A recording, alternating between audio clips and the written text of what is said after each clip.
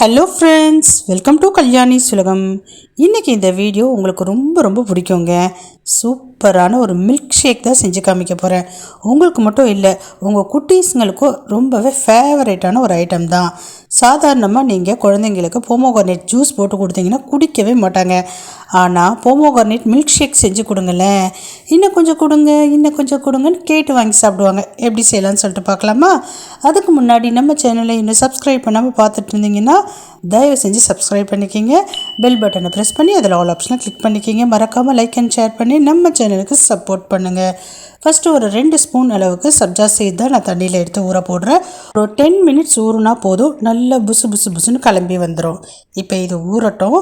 அதுக்குள்ளே நம்ம என்னென்ன ப்ராசஸ் பண்ணணுமோ ரெடியாக பண்ணிக்கலாம். ஃபஸ்ட்டு போமோகிரானேட் எடுத்துக்கலாங்க.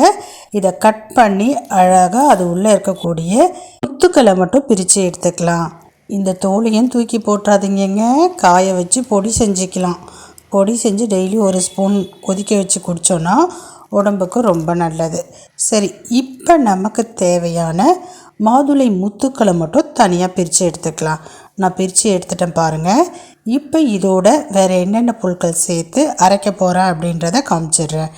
சர்க்கரை கூடவே காய்ச்சி ஆற வச்ச பால்.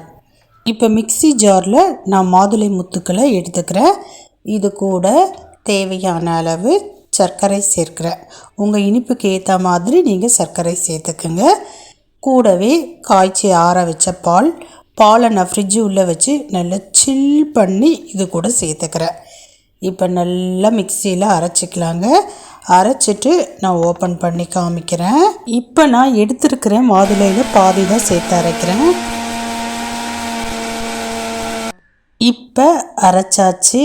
போமோகிரானேட் மில்க் ஷேக் பாதி ரெடி ஆயிடுச்சுங்க. இப்போ இது கூட சேர்க்க வேண்டிய பொருள் எல்லாம் சேர்த்தோன்னா சும்மா அட்டகாசமான போமோகிரானேட் மில்க் ஷேக் ரெடி ஆகிடும். ஃபஸ்ட்டு இந்த ஜூஸை வேறு ஒரு கிளாஸ்க்கு மாற்றிக்கலாம்.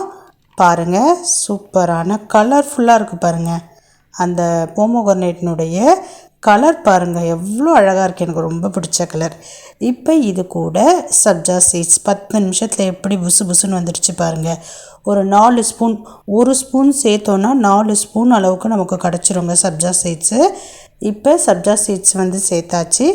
இது கூடவே கொஞ்சமாக போமோகிரானேட் சேர்த்துக்கலாம். அரைக்காமல் முழுசாக ஒரு 10 முத்துக்கள் சேர்த்துக்கிறேன். இது கூட ஒரு ஸ்பூன் அளவுக்கு வீட்டிலையே செய்த ஐஸ்கிரீம் சேர்த்துக்கிறேன். ஐஸ்கிரீம் எப்படி செய்யணும் அப்படின்றத டிஸ்கிரிப்ஷனில் கொடுக்குறேன், செக் பண்ணி பார்த்துக்கோங்க. இப்போ ஒரு ஸ்பூன் அளவுக்கு ஐஸ்கிரீம் சேர்த்தாச்சு.